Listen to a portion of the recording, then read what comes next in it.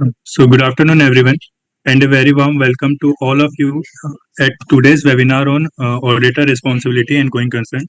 This is an important and highly relevant topic for the auditors, as the assessment of an entity ability to continue as a going concern is a critical element of financial reporting and audit responsibilities. In today's session, we will gain deeper insights into the principal, indicators, and practical challenges involved in the evaluating going concern assumption. The discussion will also cover the auditor duty, reporting requirements, and application of SA 570 in real life scenario. We are very delighted to welcome CA Archana Bhottani ma'am. She is a partner at Deloitte Haskin and Sales LLP as our esteemed speaker for today's webinar. Archana ma'am brings with her nearly 25 years of extensive experience in providing technical advice on corporate law, accounting, auditing, and related professional matters. Over the years, she has played an influential role in the profession through her association with several prestigious bodies. She has served as a special invitee to NACAS and has been a special invitee or co-opted members of various key committees of ICAI, including Accounting Standards Board, IFRS Implementation Committee, Expert Advisory Committee, and the Auditing and Assurance Standard Board. Archana ma'am also widely recognized for her contribution to professional knowledge sharing. She has been a frequent speaker at external workshops and made a notable contribution as a specialist editor to the 18th edition of Ramayya, which is a highly regarded publication in corporate law. So now I would like to request Archana ma'am to start this session and share the valuable insights on SA 570. So over to you, ma'am. Thank you so much, Vivek. First of all, a very warm welcome to all the participants. The focus or the subject matter of discussion today is SA 570 revised, which is going concern. I'm just going to share my PPT. 1 second. इसमें मिला के 1.74 बताओ उसका ये सवाल है ये Intel कंट्रीशन पूरा कर दी तुमको जो COS का 1.74 है फिर देख लीजिए so sorry just give me 1 second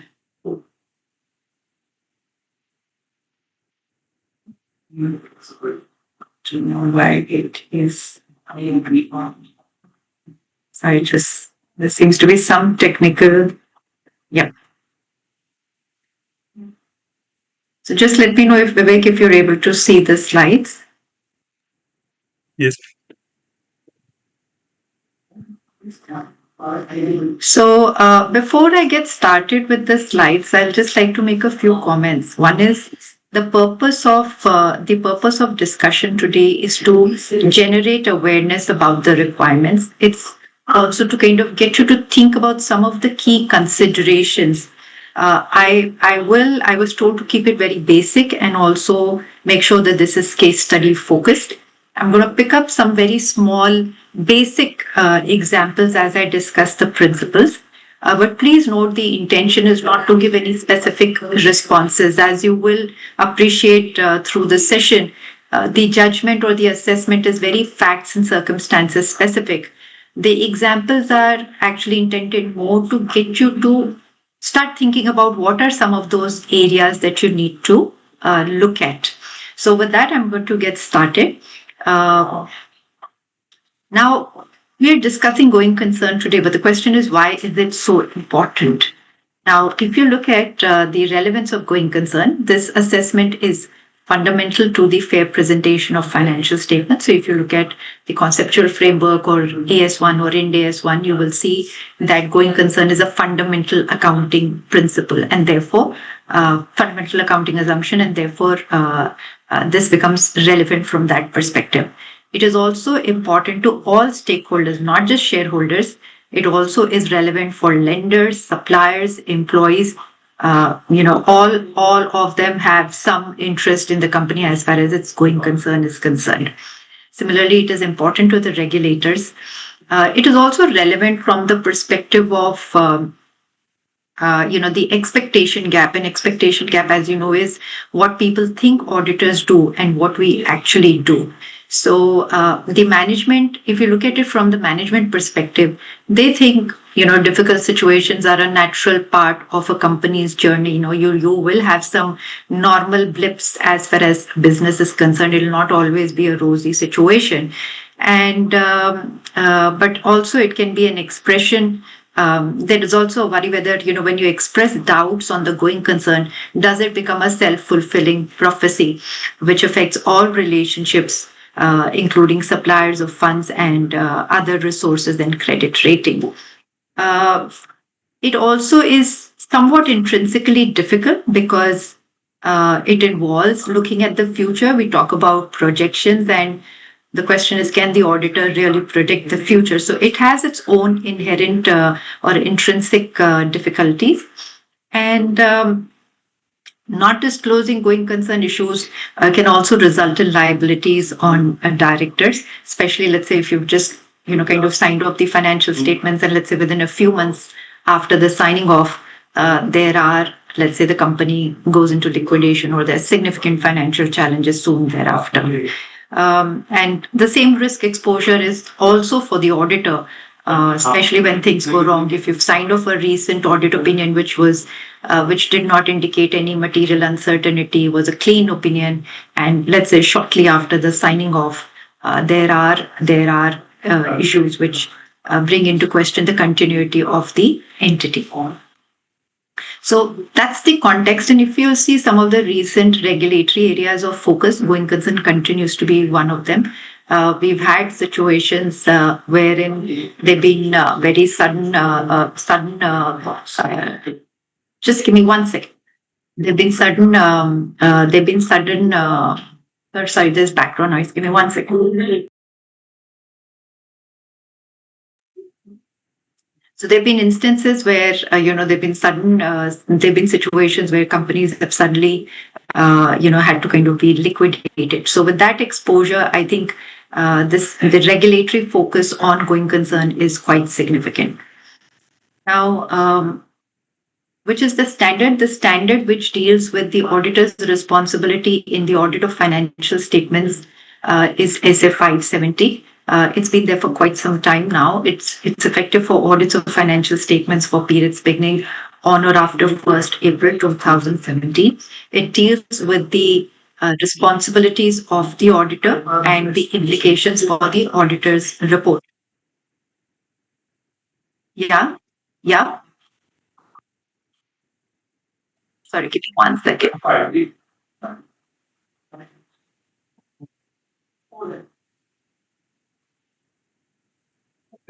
That is what I was telling you before we started. Sorry, where? I'm so sorry, where? At the left, right? I mean left side.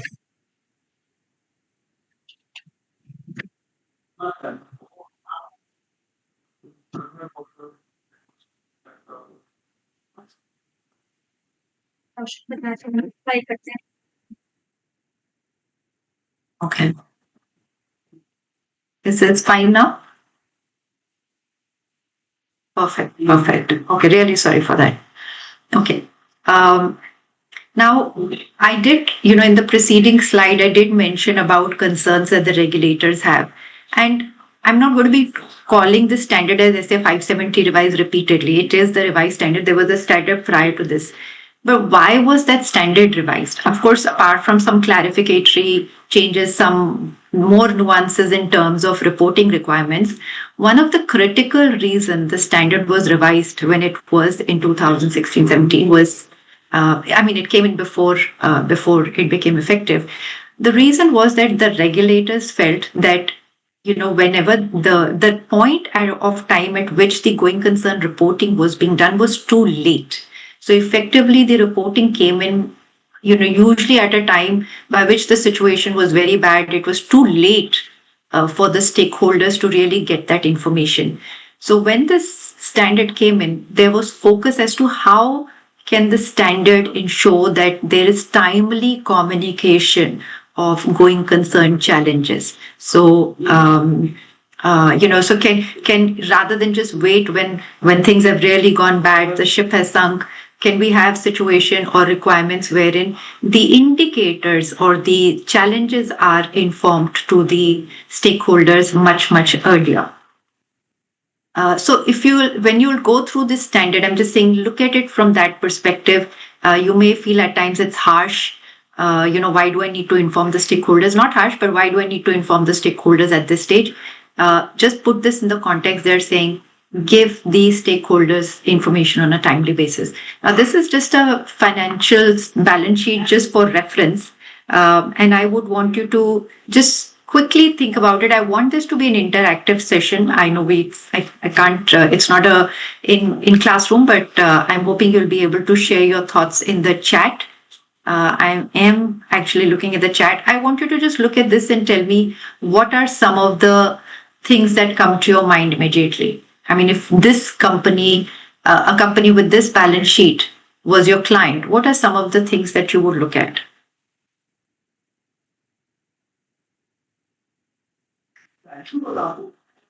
Can anyone just type any, I mean, whatever are your initial? I do not want it to be a monologue, so I'm not going to proceed till the time you go further.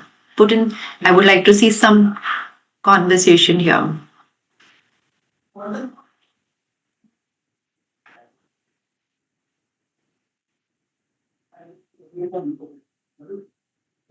I still can't see anything. Vivek? Ma'am, participants are viewing on the other platform, and we are on Okay. the other platform. So you tell me, I can't see the chat? Yes, ma'am. No, If any comments I have received on that platform, I will share to you, ma'am. Okay. No, but this would be throughout the session, Vivek. Ma'am? The discussion is required throughout the session. Okay, anyways. Yes. Ma'am, we don't have access to. It is not an interactive session, ma'am. So it is a like webinar. So Okay, I wasn't aware. I should have been informed. Anyways, do you have any comments, Vivek? Then has anyone put in any comments? Then you'll have to read them out.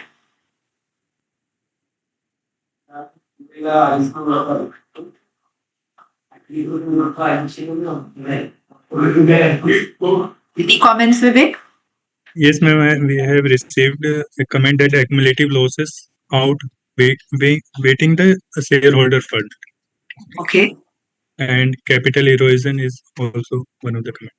Okay. So that's a very good comment. Anything else? Anything else which is of concern on this? That, let's say if you were the auditor, you would have sought information.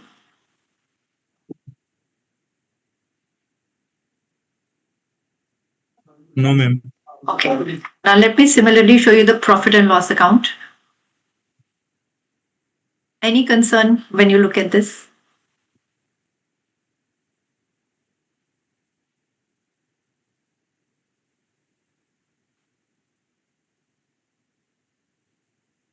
Ma'am, in 2025 and 26, the losses have increased by 130. That is clearly indicating losses are rising. And capital is fully eroded, negative equity. Current liability position are not correct. Current year, in, current year increase in loss in financial year 25-26. Okay. So that's good enough. That's good enough. I think thank you also whosoever participated. So if you look at it, the company's net worth has become negative in the current year. So in the previous year, if you see, it was eroded, but not fully eroded. So in 25-26, if I was to look at, let's say, presuming this is the March 26 financial statements, you have a situation where the net worth becomes negative. You've also got negative cash flow. So when you look at this, it's not just that the net loss is increasing. If you see here, I've written depreciation is presuming the only non-cash item. And if you were to adjust, you also see that there's cash loss, right? So cash, obviously, when you're looking at going concern, the cash loss becomes relevant.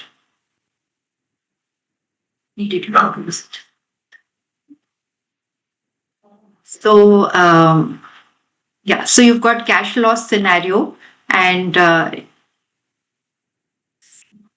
Why is it not moving? Yeah. The company has negative cash flows. It has negative net worth.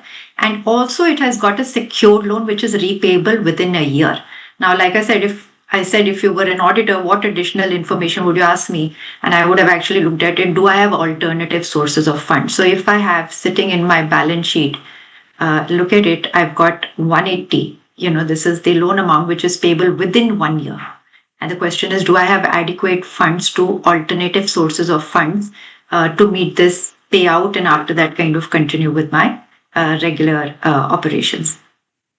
Now, as you can see, these issues obviously do become relevant as far as your audit opinion is concerned. Now, how do you really take these into account?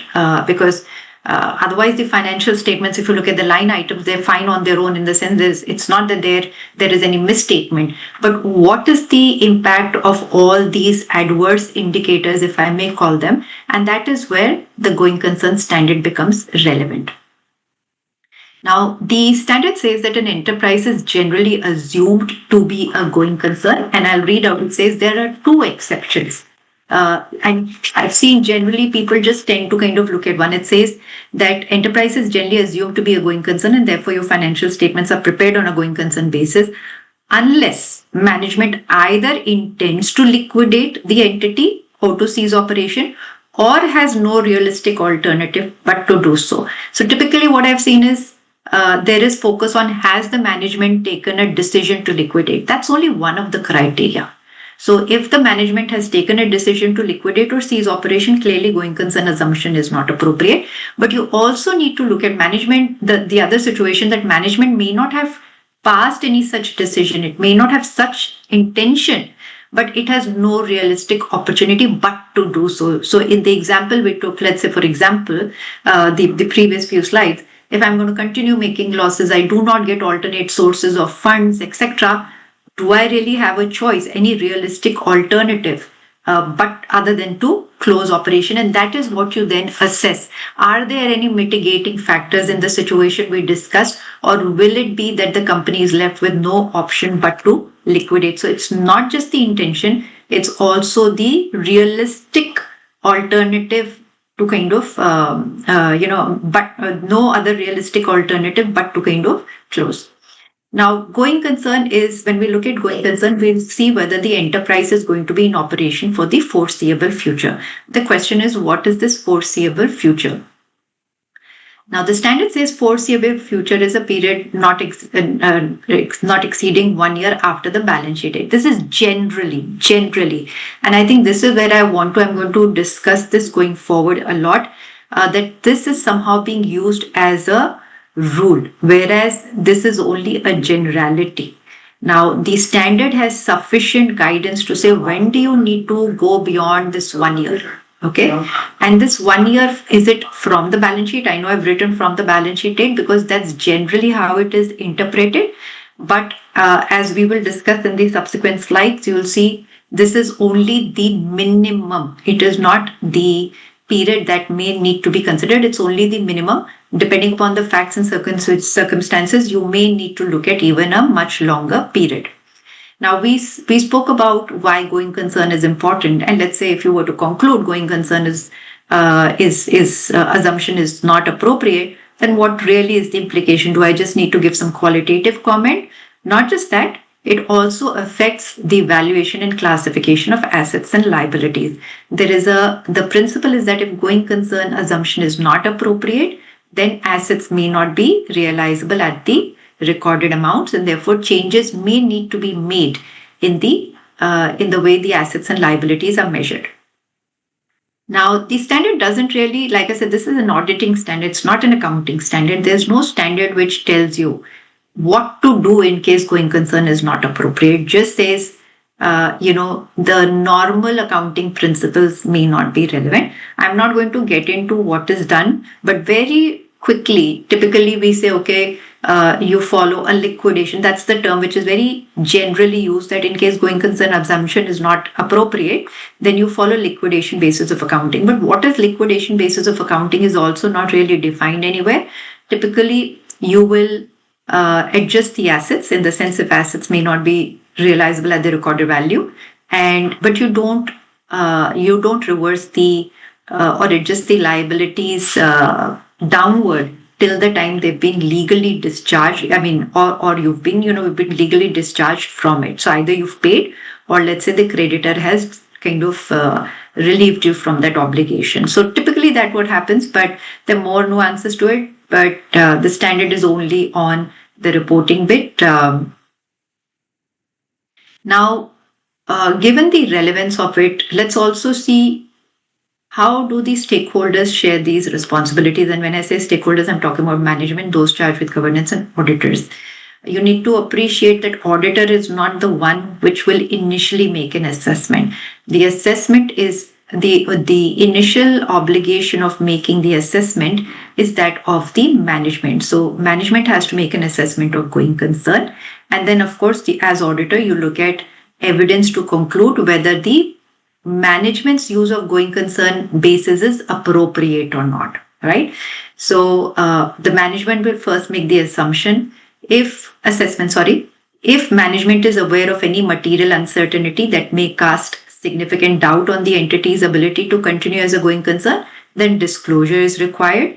And in making this assessment, again, please, if you were to look at here, you take into account all available information about future, which is at least but not limited to 12 months from the end of the reporting period. Now, this language is from the standard. It talks about 12 months from the reporting period, which is what I discussed in the previous slide also. But this again has to be read with additional paragraphs, which at times require you to extend your period of evaluation. So again, here it says, take available information about future, which is at least, which means this is the minimum. You don't need to necessarily stop at that. The standard doesn't stop you from looking at 15, 18, 20 months as may be required. Those charged with governance also have a responsibility in terms of overseeing how the management assessment is done. As far as auditors we are concerned, we are required to obtain sufficient appropriate evidence to conclude on the appropriateness of the assessment done by the management, and then to conclude whether material uncertainty exists. Now, like I said, the revised standard had come in to address some of the expectation gap. One was that it is too late. So the standard brought in requirements as to how can you communicate going concern challenges in time. The second is that, again, to address the expectation gap, standard requires very specific. When you look at the auditor's responsibility, management responsibility, you put in very specific comments, right? In terms of assessment of going concern. So through that, in a way, the standard helps you communicate to a reader of the report what really was your duty, because as an auditor you cannot be kind of putting a stamp on every necessarily, or confirming the viability of the future business. So the responsibility as auditor is clearly stated. There are specific paragraphs to be included in the audit report in terms of the auditor responsibility, and you conclude on you give a specific kind of an assessment or conclude on whether material uncertainty exists related to event or conditions that may cast significant doubt on going concern. Now, the first step will be to see, is there even any cause of concern, right? So when you're looking at the client, if there is no cause of concern, I'm just using the word adverse indicators in a very loose manner. If there is no adverse indicator, it's like the normal audit procedures. There's typically no very specific step that you would be needed. But let's say you do come across indicators that going concern assumption is not appropriate. Here we're not saying that you're concluding, they're just indicators. And we'll see on the next slide as to what those indicators are. There are a large number of indicators that the standard has given, and again, those are not exhaustive. So think about any challenge. Let's say if you have your supply chain is an issue, you are dependent on raw material for one supplier, or your financial challenges. So it could be legislative changes which impact how your business can be conducted and so on. So if there is any indicator which comes up, then the next step would be obviously to gather evidence to see whether that those indicators are resolved or not. Have those indicators been mitigated? So you look at a concern and then you'll see whether there is a mitigating factor, and depending upon whether or not the concerns are mitigated, you will conclude. Now I've just put 1, 2, and 3 on this because when I'll go on to subsequent slides, you'll have a tag at the top of the slide to say we're talking about this part of the the decision making, if I may call it. So the first bit is in terms of looking at whether there are any indicators or not. I'm not going into this. This is from the standard, but as you can see, it just covers every possible thing that can go wrong. So your net liability situation, borrowings, which we just discussed in the previous slide, you had borrowings approaching repayment and you did not have any other alternative sources of repayment. You have negative operating cash flows, adverse key financial ratios, your inability to pay creditors. Any of these can be, if any of these are present, these are financial. Similarly, you have operating indicators. I spoke about loss of a principal supplier. Similarly, you could have a loss of a major market, key customer, significant competition coming in, and so on. And then there could be other indicators as well, which could be, your non-compliance with the statutory or regulatory requirements, any legal regulatory proceedings, which let's say get settled against the company and it results in claims such that the company may not be able to satisfy them. So it's a huge range of indicators which can impact your ability to continue. Now, a second part, let's say if you have these indicators, some combination of these indicators, next step would be obviously to kind of understand those indicators better and to also see what mitigating plans does how deep is the issue. First of all, let me put it like this: how deep is this challenge, and then how is the management going to address these, and whether those plans are reliable, realistic, and so on. So typically you would analyze the data, you'll review the documents, you'll have discussions. Those are some of the things you kind of do, or the audit procedures that you use to address these, to kind of understand and address these concerns and obtain audit evidence. Now, some of the documents you would look at, very obvious ones are your financial documents like cash flows, profit and loss, your other forecasts. You'll also look at developments post balance sheet date, minutes of the meetings of especially the board, shareholders, your audit committees. All of them become important. If you've got any litigations, that's important. We'll talk about financial support from a shareholder now, whether that can really be whether that is enforceable, and so on. Can it be a mitigating factor? So or let me put it like this: these are some of the items that you would look at to obtain sufficient appropriate audit evidence. Now, one of the points which I wanted to kind of clarify here, and which I've highlighted even in the earlier slides, is the period for which you need to make an assessment. So we said we need to, management will make an assessment, and as auditors, we will review whether that assessment, when I say review, we'll kind of form an opinion as to whether that assessment is appropriate or not. Now, for that purpose, what is the forecast or management assessment that I need to really look at? The standard says that the period which the auditor is going to cover should be the same as which has been used by the management as per applicable financial reporting framework, or longer period if required by laws and regulation.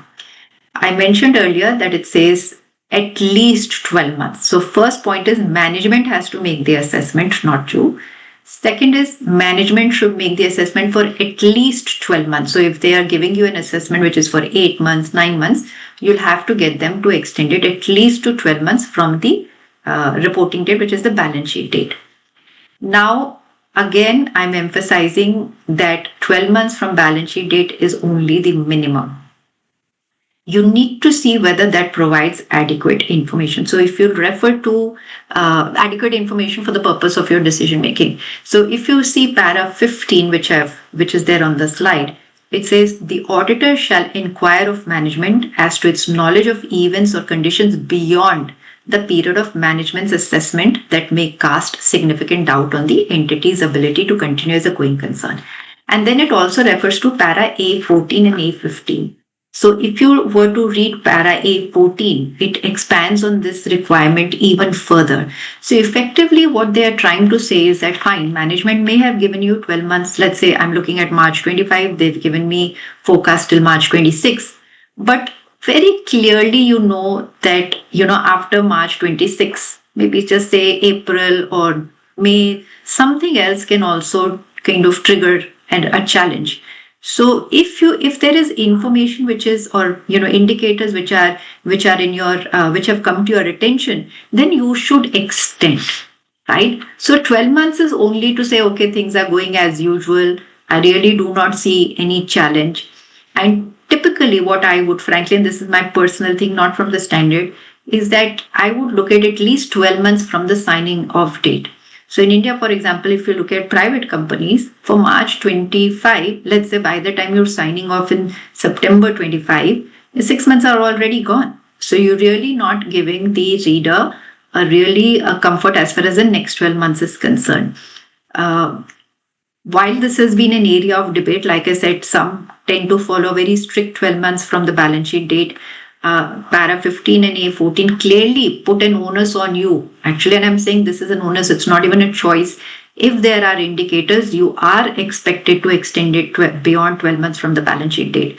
To address this, ISA 570 has been revised, and in that they have clearly said now 12 months from the audit report date. So our standard is yet to be aligned with that, but I'm just saying the international standard is now making this aspect very clear, and this became very relevant during the COVID time at least. So if you have, and I'll discuss some of the through some examples, you'll see my concern that if you're signing off March 25 and September 25, right, and you can see clearly concerns in June 26, you can't say that I will look at only till March 26. That would not be appropriate. The standard does put that responsibility on you to kind of look at that further. And if I can just read out from A14, it says that the auditor should remain alert to the possibility that there may be known events, scheduled or otherwise, or conditions that will occur beyond the period of the assessment used by the management that may bring into question the appropriateness of the management's use of going concern basis of accounting. So it's telling you that if you have to be alert to that, and if these events scheduled or otherwise come into your attention, then you should extend the assessment period. So let's look at this. Vivek, I'm going to ask the participants to share their response, and if you could just kind of help me understand what comments are received. In this Yes. case, you have a company which has no bank loans or facility. It just has bank balance. Let's say its bank balance is 6.5 crores. If I look at the management forecast, they've done a forecast for 12 months from the balance sheet date. Okay. And they have said, sorry, this should not be loss making, this should be loss making. Company will continue to be loss making. And let's say they expect a net cash outflow of around 50 lakhs per month. So that would be, if I was to take very strictly 12 months from the balance sheet date, that means 6 crores is going to be over by the end of 12 months.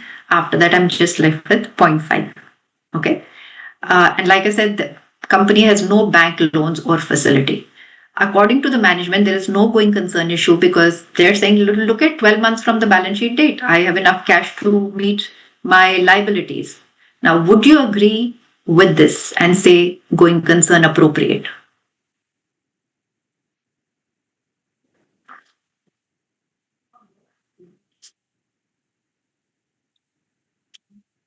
If you could just share the comments that participants are putting in.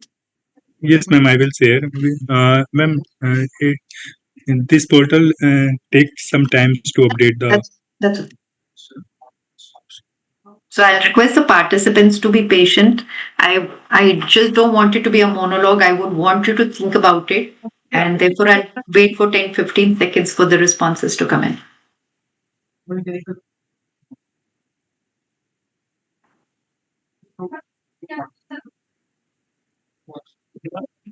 Because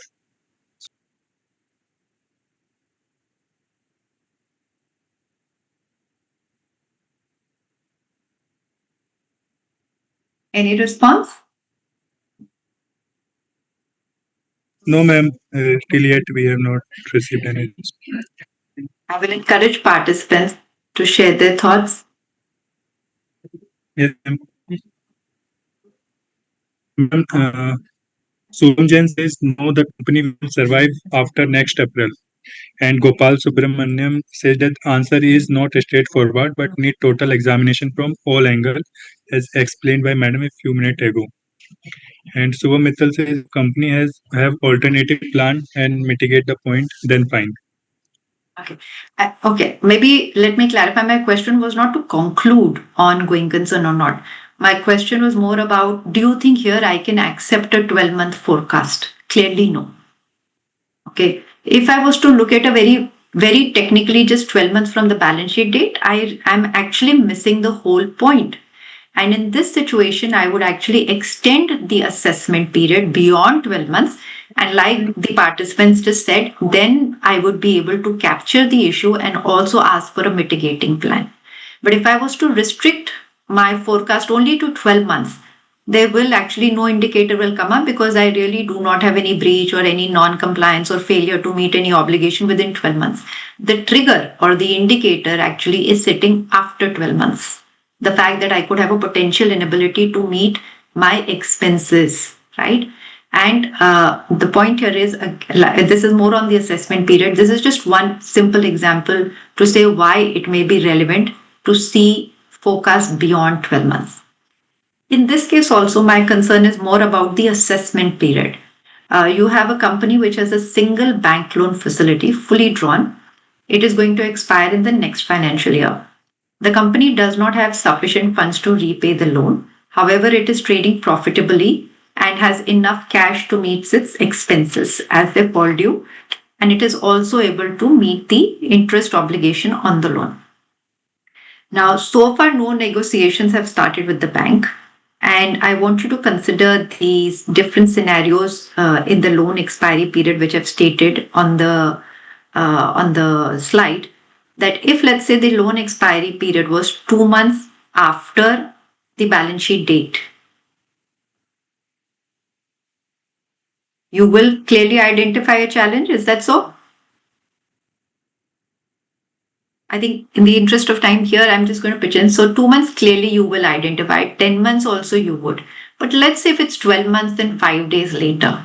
If someone was to take a very literal interpretation and say, not even a literal interpretation, apply that as a only take the minimum period of 12 months, you would again not identify a potential financial challenge that the company could be faced with. So let's say 12 months and 5 days later, the loan expiry period will come in. You have signed off financials, the audit report 5 months after that. Okay. Let's say this is March 25. You have signed off financials in August 25 and in April 26. Okay. Let's say 5th of April 26, the loan is over. And suddenly you have the company crashing down. Now that is where the challenge can come. And again, the point here is that these situations would require that you extend your assessment to beyond 12 months and similarly 18 months after the balance sheet date. Many, I know 2 months and 10 months may seem very obvious, but I can easily mention and share that I know there are members in the profession who would not look at an 18 months after the balance sheet date. So the challenge still remains, if you ask me, if by the time you're signing off, it's not within 12 months, but within 18 months, and you can really see by the time you're signing off, have indicators the company will not have adequate sources of funds to continue in the future. Or I'm not saying you'll make an assessment, but you can see that potential challenge. You're supposed to kind of factor that into your assessment and then see. I'm not saying that the company will not continue to be a going concern. Please don't get me wrong. I'm just saying you need to take that into account to see the impact on the audit report. It could be a material uncertainty. Maybe they have mitigating plans, but at least you will need to clearly document that how you took this into account. What mitigating factors did you look at? How did you factor in the implications of this on your audit report?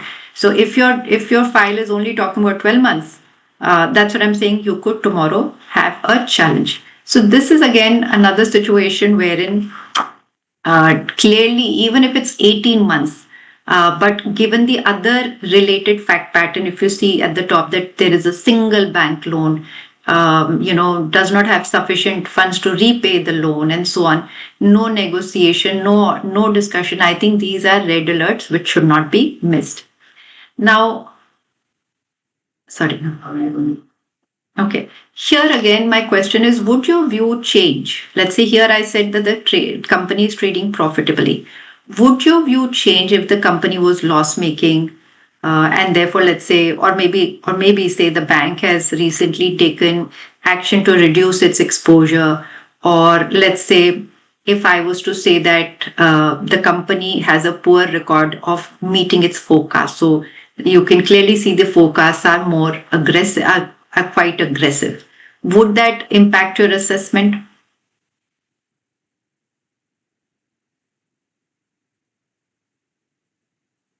Vivek, any response there?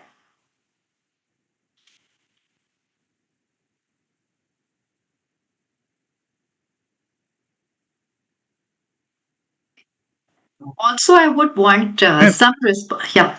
yes. For after 12 months, ma'am, we don't need to make assessment. For 2 months, later and 10 months later, we need to make assessment. And after 12 months, I don't think we. I think that's exactly the point which I just explained that after 12 months, in fact, even for the 18-month situation, in this fact pattern, I would actually extend the assessment. Like I said, the standard is saying if you have to remain alert to any condition developments, and this is a condition, sorry, not a development, a condition or any other factor which can bring into which clearly kind of raises concerns about the entity's ability to continue as a going concern even beyond management assessment period. So 12 months and 5 days after, as well as in 18 months in this fact pattern, I would definitely extend the assessment period. Now, let's say the negotiations had started, okay? In this fact pattern, I took that the negotiations had not started. Let's say the company has started negotiations with the bank, which could be to extend the loan term and so on. And but they're only 2 months. So we're in the first scenario. I'm only 2 months are left. Company is discussing, and what kind of an evidence? See, I hope you realize 2 months is more critical than 12 months, right? If my loan repayment period is going to end after 2 months and I do not have any other source of funds, the critical, it's like saying you're in an ICU rather than just being in a hospital room, you're actually in the ICU. So if you've just left with 2 months, it's a much more critical situation. So take that particular fact pattern of 2 months, and let's say you've started the company started the negotiation with the bank. What kind of evidence would you accept for you to say there is no material uncertainty? Again, I'm not saying it is not a going concern. I'm only talking about material uncertainty or not. So let's say if a company was to, would you insist on a signed facility agreement? Would you be okay if they were to give you just a term sheet with which has been approved by the bank's credit committee? Or let's say if you just have a verbal communication from the bank, what would you accept from these three? Or what is the minimum that you would actually insist on for you to say there is no material uncertainty?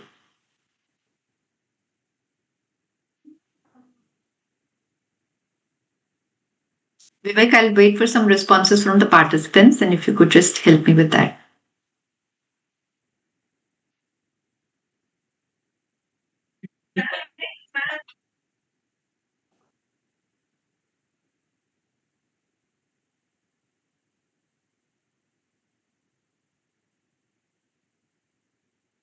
Any inputs? No, ma'am, till yet we have not received. I will request the participants to kind of share their thought process. That's what will make this more interesting. Again, I'm just saying, let's say you have a client where in just 2 months, the remaining loan term is just 2 months. It does not have any other source of funds. It has started negotiations for extension. What evidence would you say is sufficient and appropriate? If they were to say, listen, bank has told us over a phone, or we've met them, they've told us they have sanctioned the loan, would you be okay with a verbal communication confirmation? Or let's say they show you a term sheet, would you be okay with that, or would you insist on a signed facility agreement? Ma'am, we need not agreement also. Sorry, We need what agreement. we need agreement, right? Yes. Any only one response or more? Ma'am, we have not received any response. So, Sorry. not received any response till yet, ma'am. Okay. A written communication from the bank would be required, Written and communication. signed agreement and confirmation from the bank. Further, like mentioned fact in UM para. So, and revised sanction facility letter from bank with new terms. Okay. So don't right now I'm not asking you what will you do in the audit report, will you give an EOM or not. Right now we're talking about what is sufficient appropriate evidence and the assessment period. So these are the 2 points I'm trying to make through these 2 or 3 examples. Now in this, like I said, first of all, I would go beyond 12 months. Secondly, let's say I'm in the first scenario of 2 months. If the remaining loan term is only 2 months, the criticality is much more. The point we're trying to make through is that the longer the time you have, let's say if I tell you you have 18 months to arrange funds, this situation is not that bad. Company haath pair maar ke, through something they will try, and the options can be much more. But if you are just left with 2 months, your alternatives are also very limited, right? So it just goes to show you could be in a more crisis situation, and therefore the risk is much higher.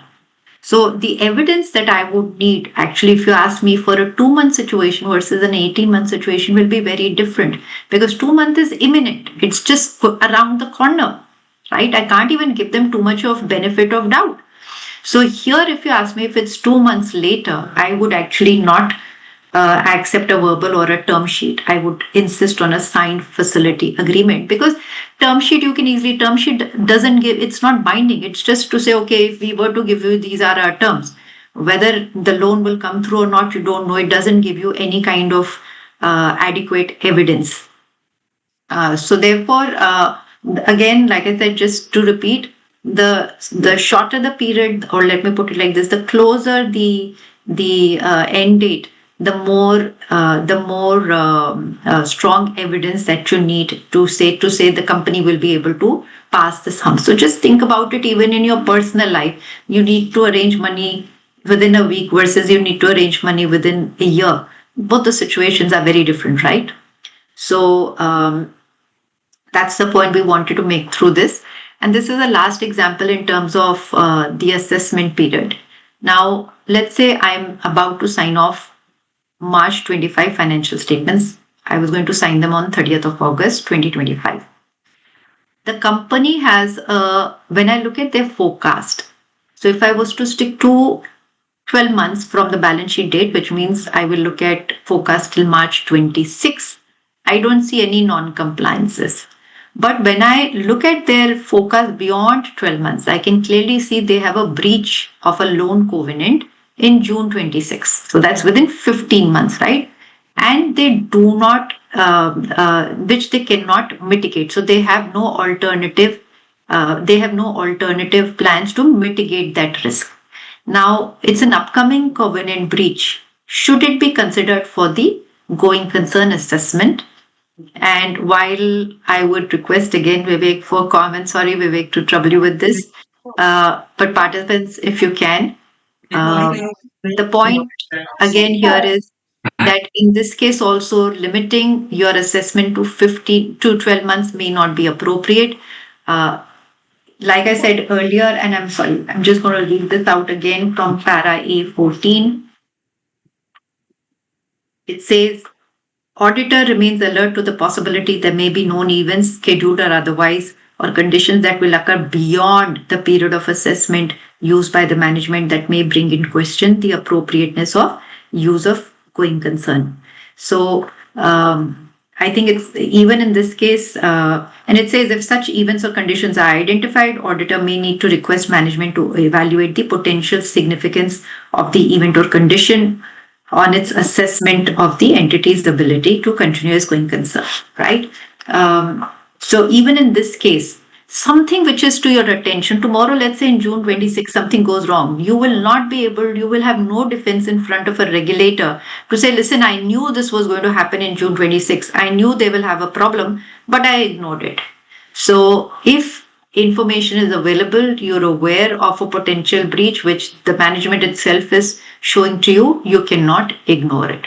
So these were just some small examples to say, please consider that 12 months from the balance sheet as the minimum. It is not maximum. Nothing stops you. On the contrary, the standard requires you to extend in depending upon the facts and circumstances. And if you ask me, I would always recommend to take at least 12 months from the signing date rather than the balance sheet date, unless and until you've got a situation where the company's been it's a regular business. There's not been too much of a change. The level at which it was operating in last year, current year is the same. It's profitable, no real challenges. Then, of course, I mean, then you may just then that's a different issue because you'll be able to even if the management gives you 12 months still from the balance sheet date, you'll be able to kind of do some rough calculations and see the situation. So let's say in situations like there is debt refinancing, there are potential covenant non-compliances, you can see depleting cash balances, competitors entering market, or you are potentially aware that the investor may exit. There's some conversation happening. Right now the shareholder is there, he's giving you the support, etc. But he's looking at moving out, right? There are legislative changes which can impact how your business can get done. Maybe and that those may come into effect after 12 months. So usually legislative changes may come with some time lag. The law comes today and says it's applicable from let's say June 26 or whatever, but it has very adverse implications for your business. You cannot in these are again just some examples. You cannot limit your assessment to just 12 months. Now, the next bit, one is the period. The second is when you're gathering sufficient appropriate evidence, management will give you assessment and which will include projections. We spoke about what all to look at. We said you look at cash flows, you look at board minutes and all those documents. The question is that when you look at the evidence that the management is giving, especially the projections, you what are some of the best practices, if I can call that, and what are some of the good practices that you should? So one is, of course, professional skepticism is the basic. It sounds very boring, but it is actually the most relevant attribute. So professional skepticism in terms of verifying those forecasts. And please also remember that the management will generally be very optimistic in terms of their forecasts. So the next step will be once you've got the right period, let's say they've given you now forecast for 12 months, 18 months, 20 months, whatever you consider appropriate. Now comes the part of testing those forecasts or getting, like I said, sufficient appropriate audit evidence about the reliability of those forecasts. Now, one obviously is you will check the assumptions, you will see how does it stack up with the other audit evidence.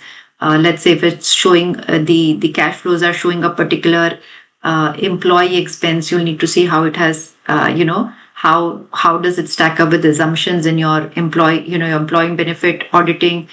Similarly, in sales, you will look at your historical plus the current year pattern. So you'll look at evidence that you're getting. So in terms of looking at the assessment, let's say on one side you're booking impairment, but the other side the projections are very optimistic, that itself should be and it will be an inconsistency. So stuff like that, those are very normal audit observations that you would look at. The point on this slide is that apart from challenging the assumptions, the assumptions and judgments, a good practice will always be to do a sensitivity analysis, right? Especially where you can see that there could be implications even if just a little change takes place. Even if you were to change, do a sensitivity analysis of plus or minus 5 points, etc. If even a small change can change the answer, then that further tells you probably you need to consider more scenarios. So, for example, in this case, the management gave a forecast of its revenue, expenses, net profit, etc. Now, the company also had a loan agreement which had her interest coverage ratio debt covenant. Now, if that debt covenant is breached, the loan becomes immediately repayable.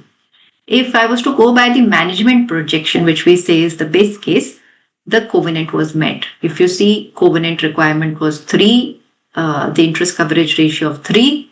As per their projection, they will have a interest coverage ratio of 3.07. Now, the minute it is something which is very close, okay, when you're very close to the threshold, then you know the margin or the cushion that you have or headroom, whatever word you want to call it, is very small. And therefore, all the more a reason to see the robustness of these projections. So, first is, let's say, if the past trend shows that the management is never able to meet its forecast, there are significant variations from the projections, then you know this so-called projected 3.07 is also a big question mark.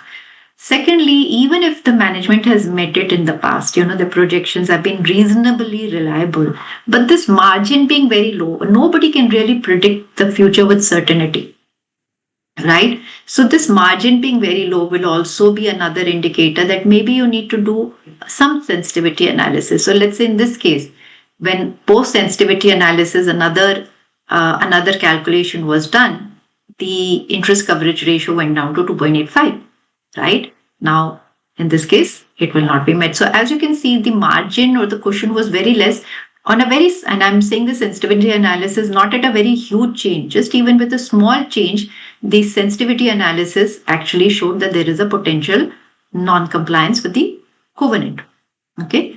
And in these situations, it's advisable to do multiple scenarios and then probably see, either take an average or see what works. Now, the question is, what is this range of downside sensitivities to be applied? So like I said, I'm going to do a sensitivity analysis.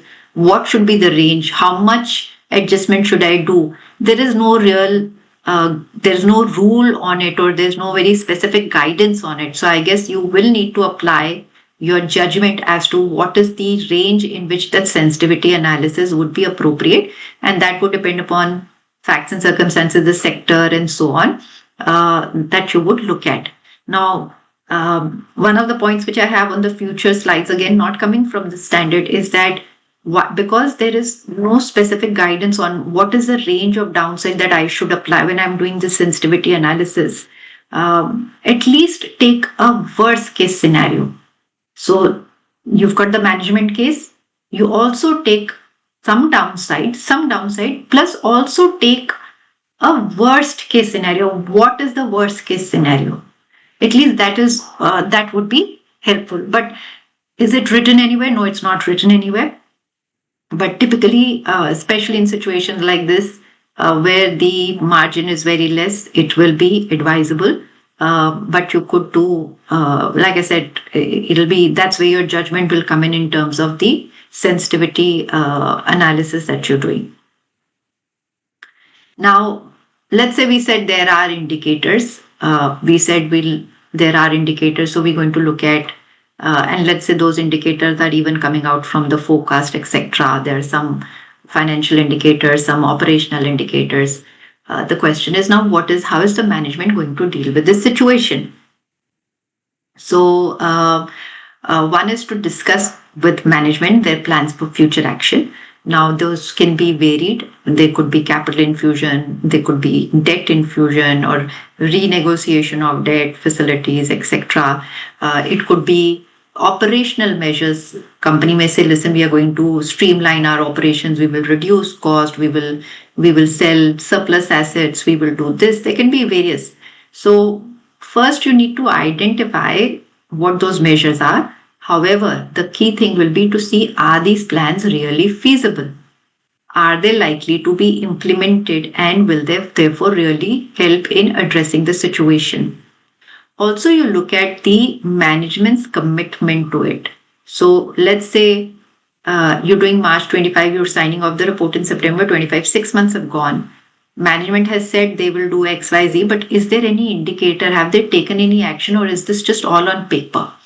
So that actually what gets covered in the second bullet, that they are evidence that they are likely to be implemented.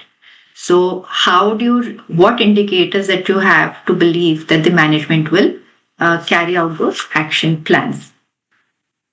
So so that is one. And also one of the things to look at is whether the mitigating actions are really within the control of the company, right? Let's say if I'm talking about getting further loan facilities, now that may not really be within my control. It is based on the counterparty, which is the bank. So similarly, if you're looking at any other claims being settled, or any kind of a funding arrangement, those may not be fully within your control. Things that could be within your control could be, like I said, again, cost optimization. There again, you may also need to see what kind of costs is the company saying that they will cut down. So for example, if they say we will reduce salary costs, can they really afford to do that? What if they lose their major employees? So look at whether the mitigating actions, are feasible, they are likely to be implemented, and whether the outcome will improve the situation. So, for example, I think I have a slide. I'll come to that. Okay, I thought I had a slide on it. I'll come back. So I'll discuss one of these mitigating actions later. Now, quite often, this is the second or the third point which I wanted to clarify. Quite often, I've seen that there is a tendency to take a letter of support, and the minute you get a letter of support, it is filed, and no other logic or assessment is done. No logic is applied. No assessment is done. It's like letter taken, and that seems to be the final cure for that. Now, a letter of support, while it is a good source of evidence of a management's shareholders' intention, please note that it may not always be a legally binding commitment. You need to see whether a letter of support is really enforceable. It may not be.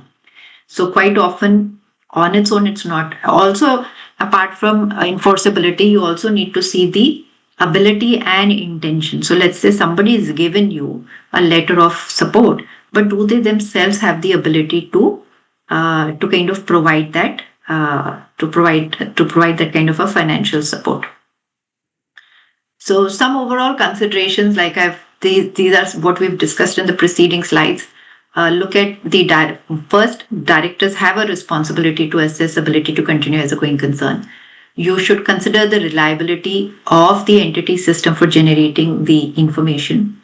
Our experience says that if you talk to the management much early in time, it is easier for the management also to understand what kind of assessment you require and the implications on the audit report basis, which they may also expedite some of their steps.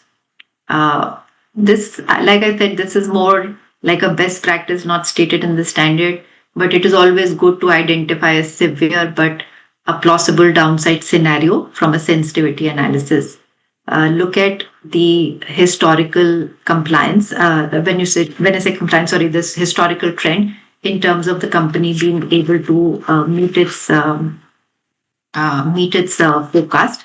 So whether the forecasts have generally been met, and whether these assumptions are appropriate. And again, here, look at the interlinkages with the other information that you would have got as part of your audit. You look at information that you would have got in impairment. There again, you would have done some cash flow analysis. Look at the assumptions of the individual income and expenses. See how they tie up with the estimates and assumptions you've made while auditing those specific areas. Take evidence from as many sources as you can.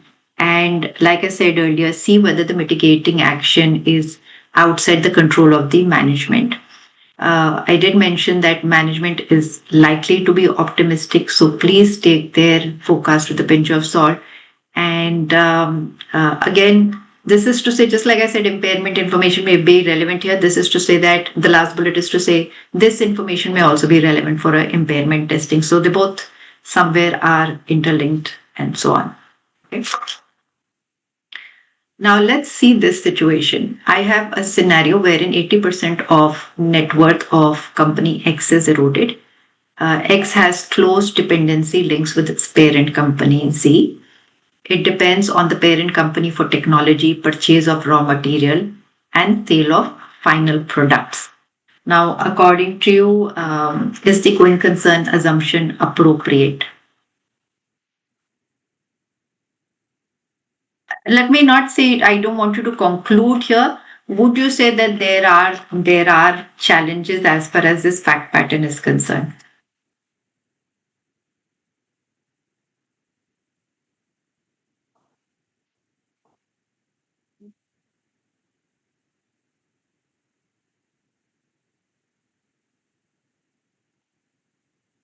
Any response, Vivek? One is to say this is a clean case of going concern assumption. The other is to say you do feel there are indicators here. Any response, Vivek?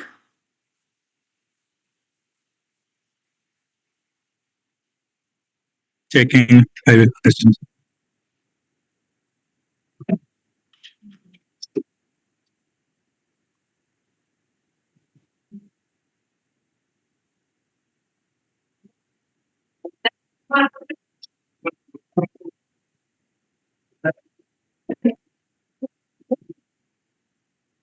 It's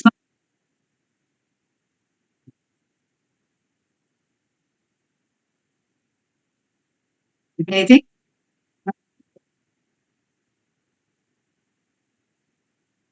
no, I ma'am. thought this was No. easy. I thought this was easy that the fact of erosion of net worth is an indicator that going concern assumption may not be Yes, approved. ma'am.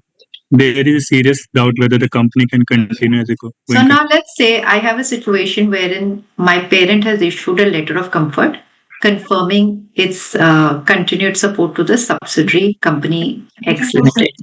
Now, does this letter mitigate adverse financial indicator? Be an auditor, ask me questions. You don't have to, because these are very open ended. These are very open ended questions. What information would you need to be able to answer this?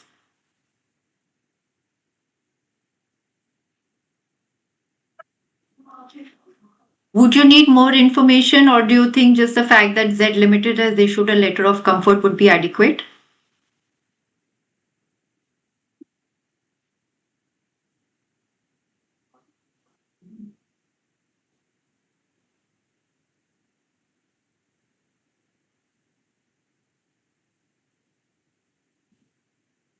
Any response, Vivek? I'm just checking.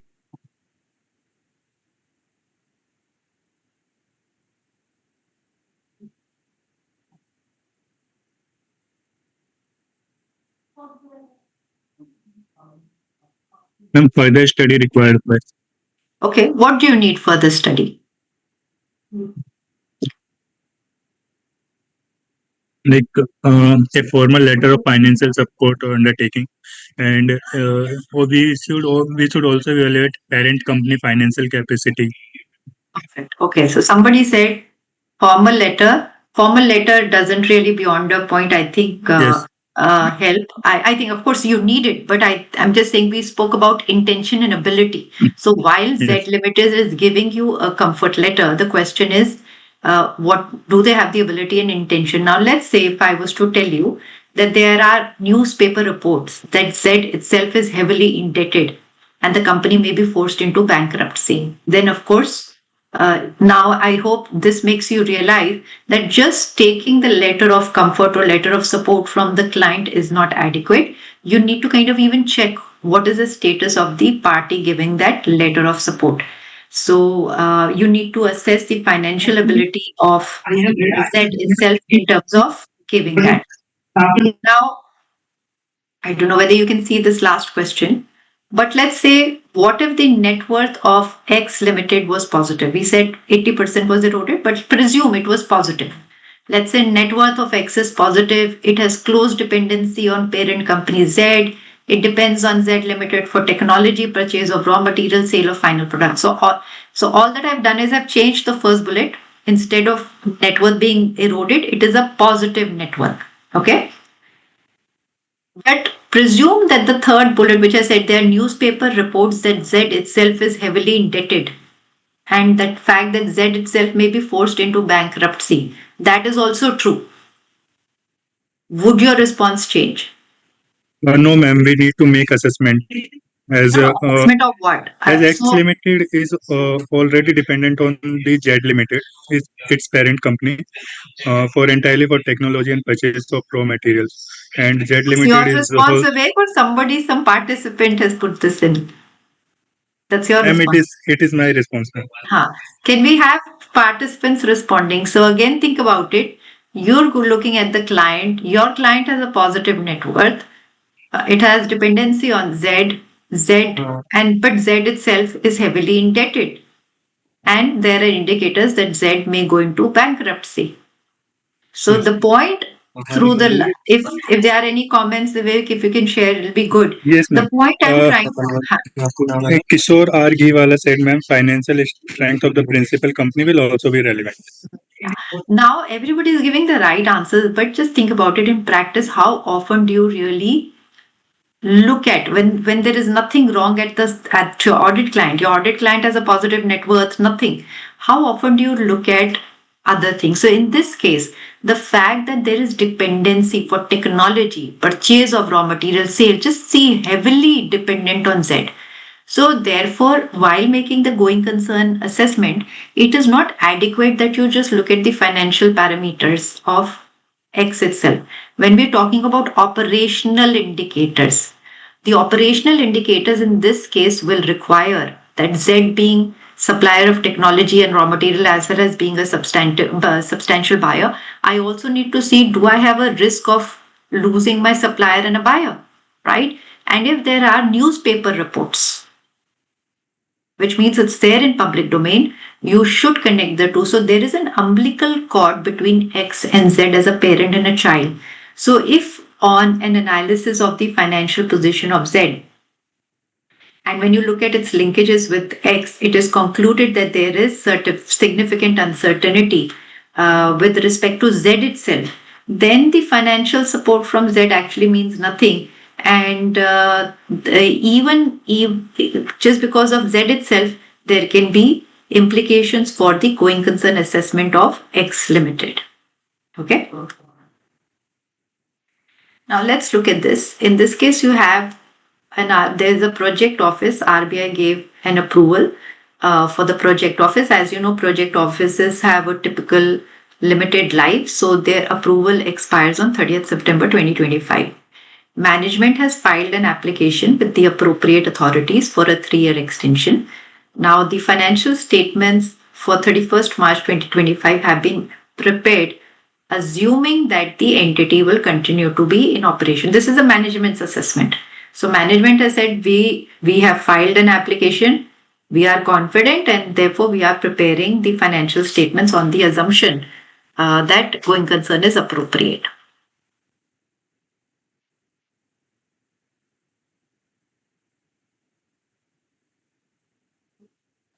What would you do as auditor?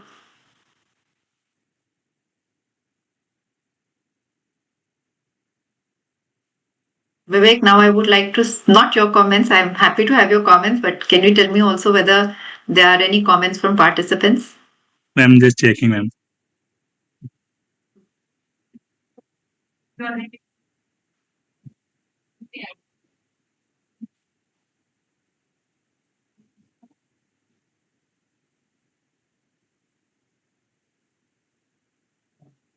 I'd like to pick up some speed because we have the final Ma'am, reporting implications. Yeah. ma'am, actually, that portal is take times to update. 1 minute takes 1 minute delay. Actually, it is. Okay. So I would want the participants to put in, but in the meantime, let me just start sharing my thought process. that in these situations, there could be some reporting implication. I'm not saying there is a material uncertainty depending upon facts and circumstances. Let's say, it's a very routine application. RBI generally gives the risk of rejection is low. Is it a discretionary approval? Is it a one is to say there is discretion, the other is to say no, another three. It's very common for them to give. Are there any objective parameters that they look at? Depending on that, you'll need to see whether there is material uncertainty or not, and then you may be quite confident about Yeah. it. So you may still need to see how to highlight this in the audit report, as well as I mean the management also has to highlight how to highlight this in the notes to the accounts. Now let's say that the project office had not filed for an application. They said we have time, it is going to expire in September 25. You're doing the audit in May 25, and they say, listen, we have time. But and they tell you we will kar lenge, we will seek an extension. Then what? So I think again the considerations will still be the same. You look at, is it a routine approval? What are the chances? Is it discretionary, etc. And then again decide whether what is the kind of uncertainty that is there and how it needs to be addressed through the notes and audit report. Now, just to share a very recent one, for example, here let's say the approval, the renewal is common and it can be given. But let's say that I have a closed-ended fund. In a typical closed-ended fund, these funds have a limited life. So let's say I may say my initial life is 5 years. Then shareholders can pass the resolution to renew for another 5. But after 10, let's say it's the final.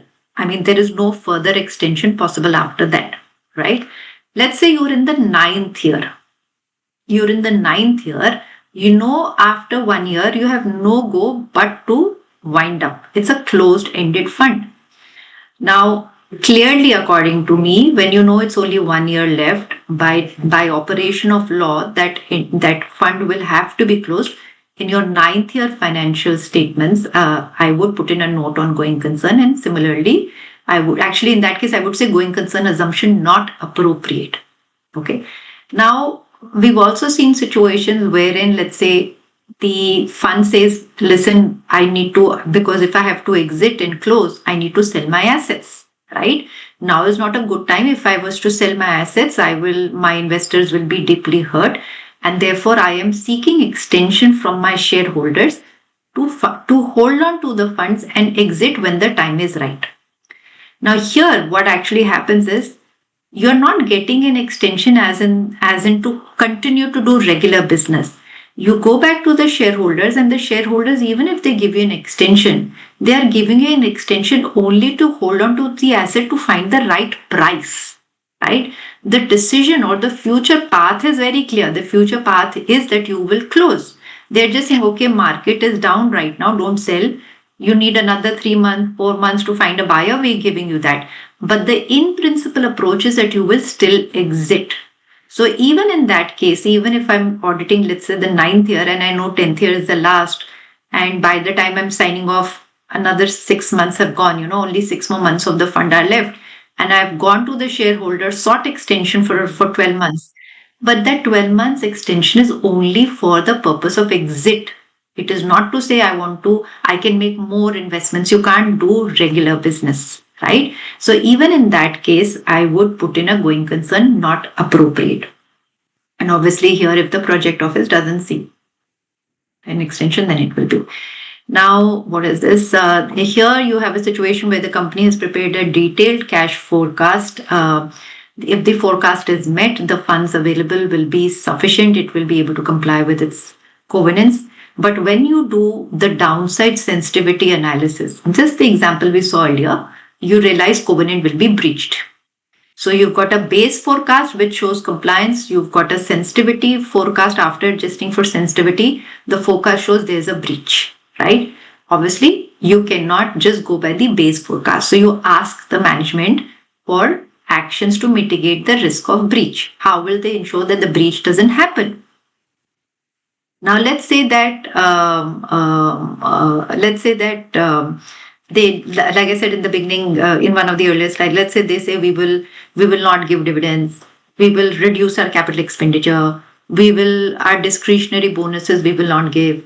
We'll take many other actions such as cost saving. We will not expand our we will put on hold our expansion plan. We've got a land which is the surplus is lying unused, we will sell it. Now they will give you all of these things. Now suddenly, just because they've given you 7 or 8 bullets to say we will do this, do this, do this, does it mean the material uncertainty risk is addressed?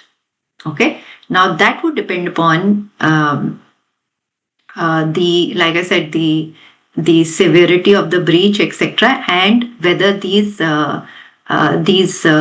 mitigating factors, how reliable are they, and how much are they in the control of the company. My sense is I will invariably land up giving a material uncertainty. It could be positively worded to see how that yes, there are concerns, but company has, let's say, action plan to mitigate those. So why am I raising a concern in the 7 or 8 points? Like I said, somebody says I will sell the property. It depends upon where that property is. If it's in an area where there is no buyer, it's not a great asset itself. It doesn't really, it's not in a marketable location. So you need to look at market conditions. Just because they're saying they will sell it, not necessarily they will find a buyer. Now, if they say we will cut capital expenditure, you need to see how does it impact the other projections which you had factored in. On one side in your projections, you had shown growth. Okay. But if you're not going to do capex, will the other changes that you had factored in your forecast, will those happen? Right? If you had said, no, because I will be able to do capex, I will have an additional line, that is why I will have more sales, then you also need to look at the sales and how that does the impact. So, similarly, they're talking about cost savings. How realistic are those cost savings? Look at management's commitment to undertaking those action plan, and then kind of decide. So the whole purpose of this is only to say, just exercise skepticism.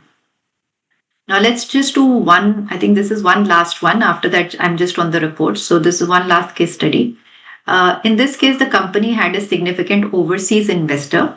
Let's say it's not a parent, it's a significant investor holding 35%. So let's say the company manufactures components wherein these components will be used by this significant investor. So I will manufacture these components. The overseas investor will buy these components from me and use it in the final product that they sell. Now, the India company, let's say, has been incurring losses, and if you look at the recent history, it's a history of losses, and even the future projection shows that the losses will continue. However, the significant investor, if you look at the past, has provided loans as well as capital as and when required, so that the company can continue. Now, why did the investor do this? Because the subsidiary in India was strategic for its operations. They thought that this will be a source of, let's say, a low cost component and will help their supply chain in that sense. But however, as you can see, the strategy with which they had set up, or the objective because of which they were initially willing to bear losses, etc., is not really being successful. Now, because the intention, the original strategy in this case, presume, was never that it will continue making losses. When the investor had set up, they did not think it will always be a loss making. They thought it will be a loss making for X year, Y year, whatever. Now, while in the earlier years, the investor has been providing loans, this year they have provided a letter of support. So the question is, would this be sufficient? I would have actually preferred interaction, but since we do not have the chat feature working fast, I'm just going to share my thoughts on it.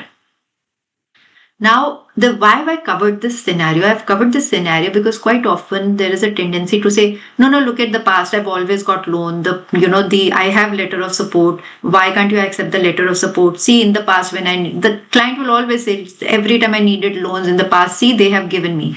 But please think about it. Why would somebody endlessly keep on funding? There'll always be some point at which they will say enough. They will say, we've been funding, now we will no longer, unless and until you can demonstrate that the subsidiary, or, in this case, it's not a subsidiary, but the investee is very strategically important.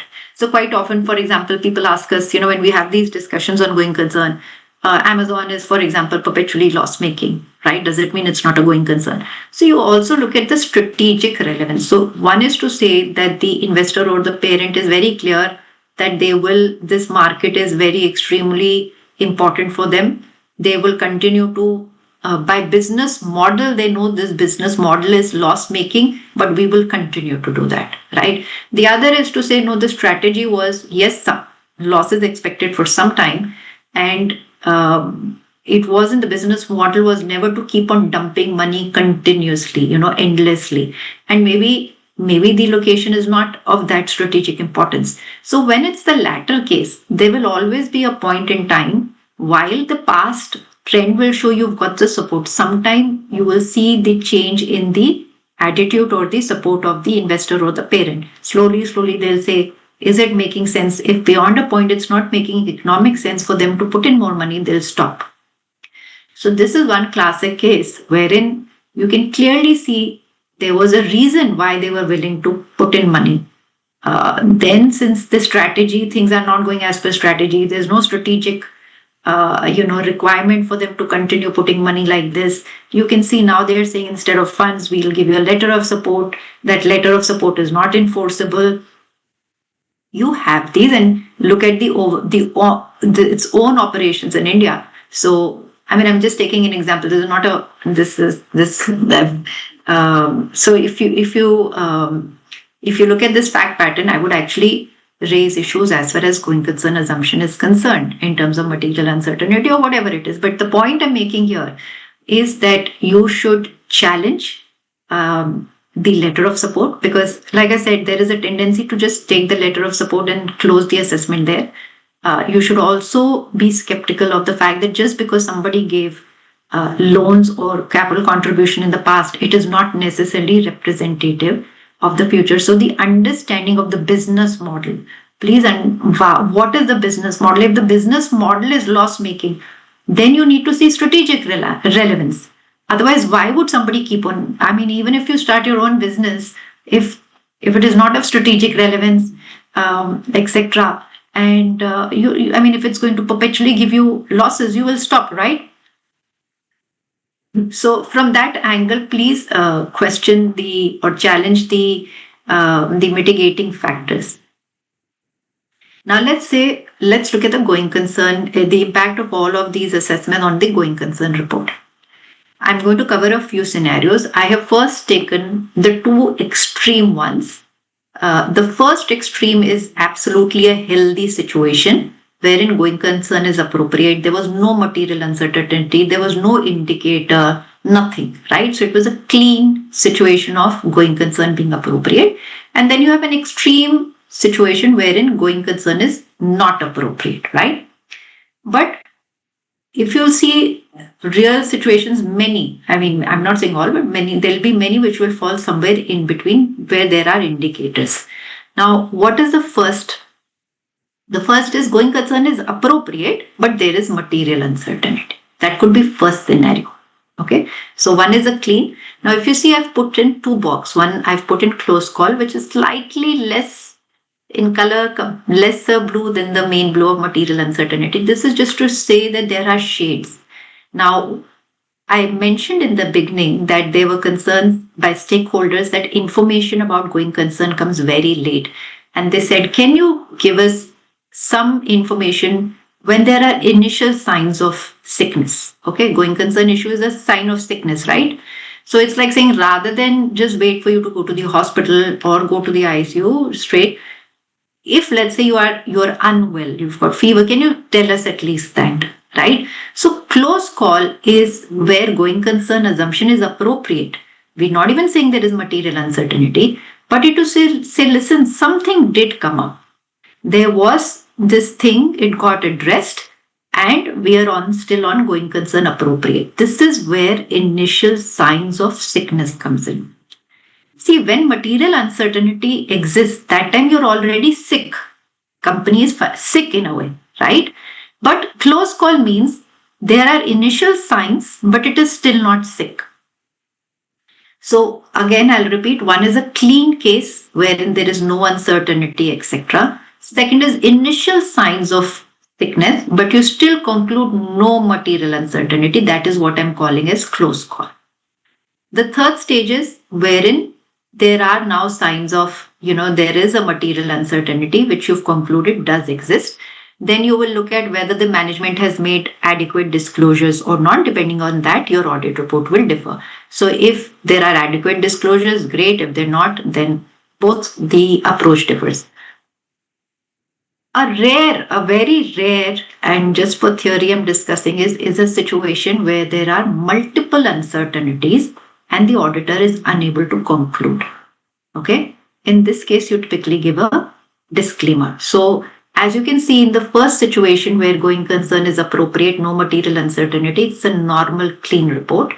Where going concern is inappropriate, let's say it is not appropriate and management still first, management should not use going concern basis. They should prepare accounts on a non-going concern basis. And if they still use going concern basis, then you will have to give an adverse opinion. The other situations, then the others, like I said, would typically be, it's a gray scale which goes, as you can see, there's shades of blue and actually be shades of gray, that it could be a close call or it could be a material uncertainty. And quite often deciding between close call and material uncertainty can be somewhat of a judgment. So let's say I'm in the first situation where it's absolutely clean. Then management responsibility paragraph will have the normal paragraphs, like I said, which the standard provides about management's responsibility. There will also be a paragraph about auditor's responsibility. No other reference to going concern in the audit report. Okay. The second, this is the extreme situation again, wherein going concern is inappropriate. Like I said, do not use, management should not prepare accounts on a going concern. If it does, then I will need to issue an adverse opinion. And when it is not preparing accounts on a going concern basis, even then I should see what is the other basis that they have used. Is it acceptable? Have they made proper disclosures? And because your basic fundamental accounting assumption is not appropriate, you should, the fact that you've prepared accounts on other than a going concern basis, you should anyway have an EOM and proper disclosures, right? Yeah. And if, just consider whether you need to put in a key, if it is an adverse opinion, if you feel it's a key audit matter, then you put in a reference to the basis for adverse opinion, right? Then I'm coming to a situation wherein here I'm considering this box wherein considered appropriate, going concern is considered appropriate, but material uncertainty exists. Okay. So if I look at in this situation, the auditor is required to determine whether adequate disclosures have been made in the financial statements. And if adequate disclosures have been made, even then, let's say management has given all disclosures, even then you are required to include a separate paragraph which is titled, it has a title, material uncertainty relating to going concern. So you put in your opinion on material uncertainty also there. The normal paragraphs on auditor and management responsibility continue. Now, if you see from here, what am I doing? I'm actually, this is, we are used to an emphasis of matter paragraph before this SA 570 came in, right?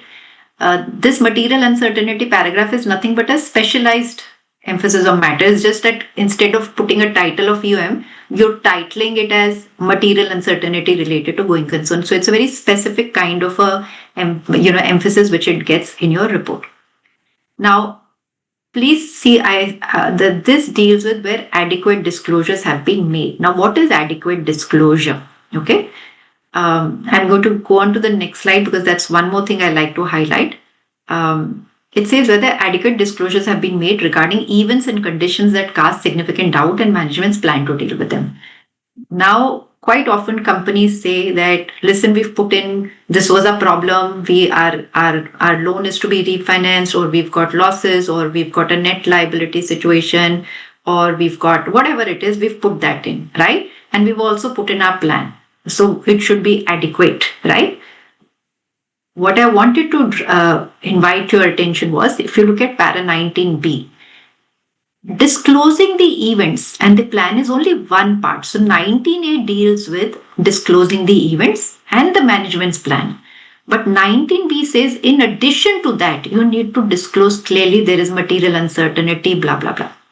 So, which means that these words actually, which are there in 19B, have to come into the notes.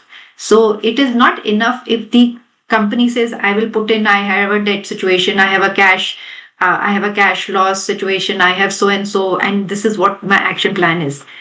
After putting all of that, you need to still write that in view of these that the above events and conditions cast a significant doubt on the entity's ability to continue as a going concern, and therefore it may be unable to realize its assets and discharge its liabilities. As you can see, these words are quite strong. Quite often clients say that if I have put in the conditions, I've also put in my plan, why do you want me to write this sentence? This last sentence, it may be unable to. But as you can see, 19B specifically requires giving a description is only satisfying 19A. So quite often this is one area wherein we've seen which gets missed. 19A is complied with, but 19B is not complied with.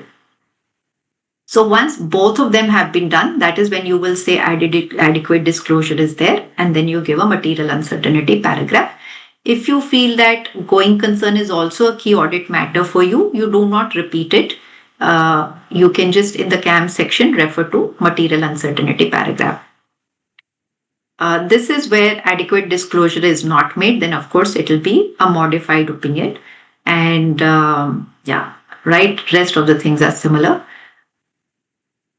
Please note that, material uncertainty is not giving this paragraph is not a substitute for obtaining sufficient appropriate evidence. If you feel you're not comfortable with the action plan, or comfortable with the action plan in the sense you have not been able to get sufficient appropriate evidence, then please disclaim. You cannot use the fact, you can't just say, listen, I've brought out the fact of material uncertainty. That on its own is not adequate.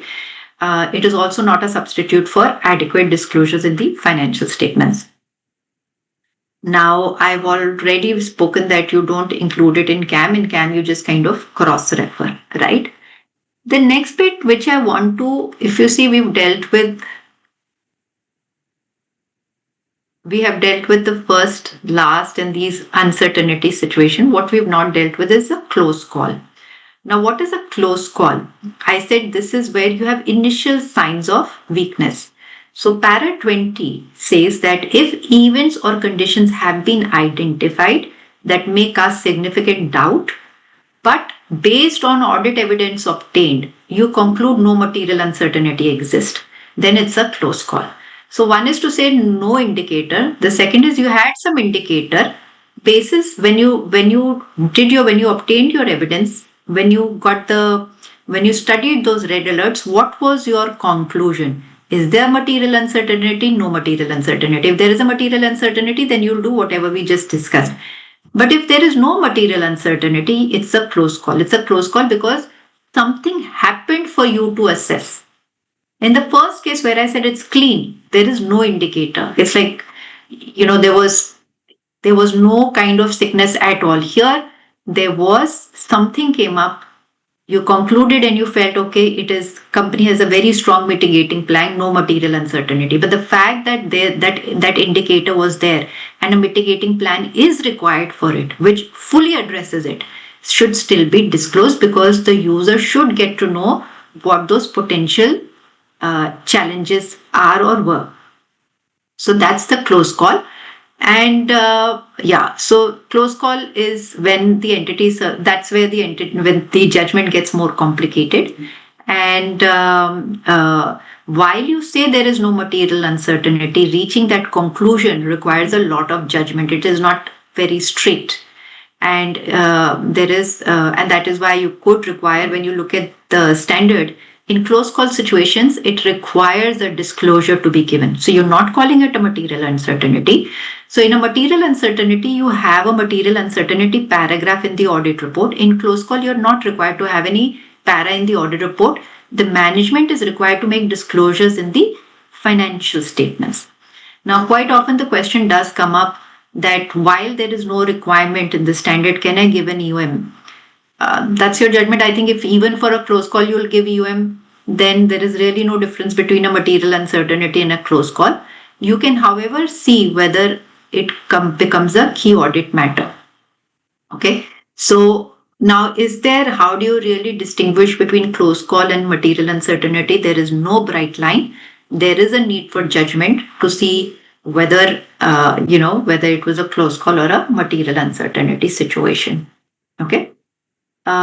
Yeah, so here this is what I've already discussed, that typically you would not have an EOM, but you can evaluate for CAM. But in this case, in a close call situation, you should have disclosures definitely in the financial statements. And like I said here, if you see the first bullet, reaching that conclusion involves significant judgment. Depending upon the level of judgment or estimates that were involved in making that, you may need to see under Ind AS, not under AS, but Ind AS also requires disclosures of significant judgments and estimates. So you may need to see whether to disclose it there. This I've already discussed that it is, let's say this is a rare case wherein, you're not able to conclude. There are so many multiple uncertainties, so many factors at play that you're not able to decide whether there is a multiple uncertainty or it's a inappropriate case. These are very rare situations when you do a disclaimer. If, let's say, you want the assessment period to be extended, but the management doesn't do that, then you need to consider the implications for the audit report, because effectively it means you've not got the information required, and depending upon that, you can either look at whether you need to, what kind of a modified opinion you want to issue. Communication with those charged with governance, you should, if matters have come to your attention that casts a significant doubt on the entity's ability to continue as a going concern, then you should have a discussion with those charged with governance as to what were those conditions which gave rise to material uncertainty, and what was the conclusion, the adequacy of disclosures, and the report implications for the report. This is the last slide, and here, as you would see from all the discussion we've had, our experience shows that it's always better to have early discussions with the management. I spoke about understanding the business model, wherein, remember, I spoke about that significant investor was investing till a particular point, but now you can see a change. And also, if let's say the management may tell you we plan to do this XYZ, but if the business model itself is faulty, it will keep on giving losses for the next 5-7 years. It's a question mark, right? So you can't have a situation wherein you say there is no going concern uncertainty in those situations if the business model itself is flawed and is not a viable model. Notwithstanding whatever action plans the management may want to take. Using all the knowledge gained in audit, detailed understanding of the facilities used by the company. I've spoken about the sensitivity models, range of potential downside, understanding of other support arrangements. The one I will highlight here is detailed and granular challenge of focus. So look at or forecast. This should not be focus. It should be challenge of forecasts. You should look at it in a detailed manner and challenge the assumptions in the forecast. I think just in the letter of support, I wanted to share one more instance which one of the global regulators actually got. So in that case, the letter of support, there was a letter of support from the parent to the subsidiary. But when we say you look at the intention and ability, we also say the letter of support should be unconditional, it should be enforceable, and all those things. Now, in the letter of support, the parent had written that, and it seems logical, they wrote that, we will give this support till the time we continue to be the shareholder, right? So that was what was put in. And then they said that till the time we are shareholder, we will support blah, blah, blah, blah, blah, whatever. The main thing was you signed off the audit report, and 2 months after that, they moved out. So the support letter, and let's say the company had challenges 6 months down the line, and the support letter was obviously not enforceable because they were no longer the shareholders. So their support letter was valid only till the time they were going to continue as shareholders. So these are small things which we tend to kind of at times miss. Be very careful in terms of use of these support letters, and the reliance on mitigating factors as well as the cash flows or forecast or whatever the forecasts which are shared with you by the management. We have 10 minutes, 9 minutes, and if there are questions that the participants have, I'll be happy to answer those.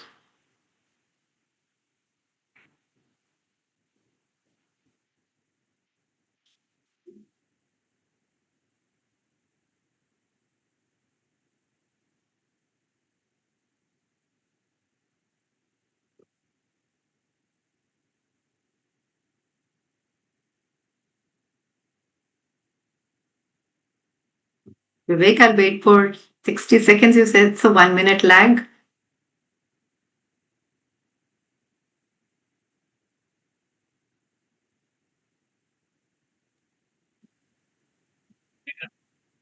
Yes, ma'am. So just I'm hoping there'll be at least a few questions. yes, ma'am. We have received some questions from the members. Like the first question we have received from Subham Mittal, and that he is asking that my client is created another subsidiary company like as a SPV as the requirement to get government tender, and this SPV will close after completing government project. This SPV is totally dependent upon parent company for supply of material. Uh, should I, as a auditor of SPV, negative comment on going concern of this SPV? No, I'm not saying just because it has a limited life, you will necessarily comment. So, one is, as I've understood, this SPV exists only to provide services or whatever goods, etc., to the parent. I'm presuming they're acting as a subcontractor. I'm not very clear from the facts. If you're acting as a subcontractor, which means your parent is the customer, right? The other is if because of the parent you've got a contract directly with the government, then the government is your customer. So look at the biggest challenge which I've understood from your fact pattern is that this entity was set up for a limited project. Now, once this project will come to an end, okay, I won't even say wait for it to come to an end. Let's say the project will end in 2028. So when you're signing off 27 financials, you know that by the time you sign off March 27, you know probably less than 12 months left for the entity to wrap up. So unless and until this entity SP will be used by the parent for some other work, right? Will they, once this project is through, will they bring in some other thing? You'll need to understand those. If it is going to be wound up or just kept as a shell entity after that project and you just have 12 months left or whatever, yeah, I mean, the 1 year before the last year, I would start putting in a going concern, issue there. And the next question we have received from Parveen And sorry, Kumar if I may Bhagat. clarify, at least for me, it will be not just an uncertainty. It will be to say company will no longer be a going concern because, by the time, let's say if it's 28 and you're signing off 27, it's less than 12 months unless and until there are other plans. Sorry. Yeah. Ma'am, the next question we have received from Parveen Kumar Bhagat, and he is asking that if an industry is having its showroom at different places, and some of them are incurring continuous losses, and some are earning profit. So, what should we Company has auditor what at responsibility different to places? disclose in If a company has what at different places? showrooms, ma'am? Showrooms. Ma'am, is it if and showrooms? Yeah, I think If do not mix it with impairment. So one is see what is your CGU because let's say let's say if I have 10 showrooms, three are in locations which are great market, two are okay, another two are really incurring losses. So could be maybe you'll wrap up those two showrooms, right? So one is of course you look at the impairment and make those impairment adjustments. But how does it impact the overall continuity of the business is a different issue. So let's say unless and until I can say that, the losses which I'm incurring because of the two showrooms actually wipe out my profit from the other eight. Let's say I have 10, two are making so much that my profit of the other eight is wiped out. Then you have a challenge. But let's say on an overall, all the showrooms put together, your profit making, etc., then the assessment will be different, right? And any which ways for showroom see whether each showroom constitutes a CG or not, or and then also look at the impairment. I mean, that's without full facts. That's what I can kind of mention right now. And please appreciate, going concern assessment is not that straight. It's a very complex. The point, my objective in the call today was to share with you some of the areas where we tend to slip, where there are, the requirements of the standard are not well appreciated, and therefore my purpose was to get you to focus on those areas. I cannot with very certainty give a yes or no answer to any of the situations without understanding the full business. Okay. But these are, questioning their, have they done a sensitivity analysis? What is the assessment period? What is the letter of support? Like I said, these are areas where we've seen, looking at maybe the health of the party giving the letter of support, the other linkages. I think these are areas wherein we need to be very careful. Any other question, Vivek? Yes, ma'am. If the company makes revenue from lease of machineries, so in this case, how to evaluate going concern issues? I mean, sorry, that's a very open-ended. I mean, you're asking me to take you through the standard fully. I mean, you look at, it's a leasing operation. You look at how, I mean, you do the whole, understand the business model, see who their customers are, how are they getting leasing, are they making money, etc. I mean, you'll have to do all of that. I don't think this is not like a checklist approach. I'm sorry, there's no checklist for sector specific. These are considerations you will still need to do. First of all, see whether there is even any indicator for you to do a going concern assessment. Are there any financial health issues or operational challenges, etc.? Okay, ma'am. Ma'am, it is the last question. If branches incurs loss and is maintained for presence only, is support letter from the management is sufficient? Is But just again, see, I can just, even despite focusing so much on a letter of support, people just want an answer that letter of support will be adequate. I do not know why. Why do you want that comfort? Look at other sources also. First of all, how do you know this is strategic relevance? Okay. So first of all, get a sense that this is strategic relevance. Even then, like I said, nothing remains strategic long term if it is being continuously making losses. First of all, it's a branch. So I do not know whether you do a going concern assessment of a branch separately. It will be for the entity as a whole. And if the branch is getting consolidated, I think then look at it at an entity level. But let's say for whatever reason, this branch is a separate legal entity, you're preparing separate. I do not know if it's a branch under Companies Act, you don't typically do a going concern assessment of a branch separately. But my only request will be, before you jump to saying this is strategically important, understand why.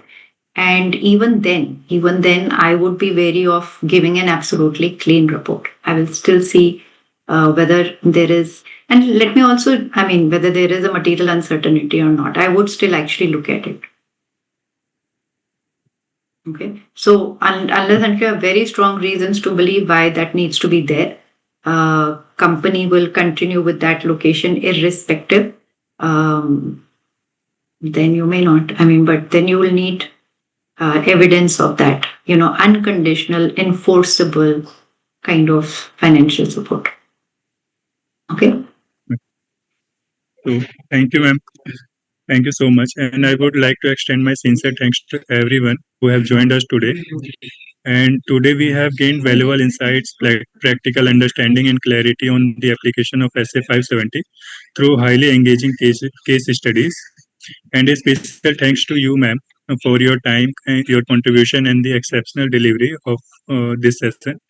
And your expert guidance has truly a learning experience for all the participants.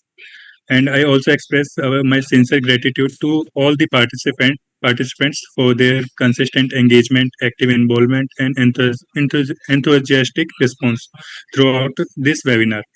So on the behalf of the board, I thank you once again and look forward to your continued participation in our future programs. So thank you so much, ma'am, and thank you to all. Thank you.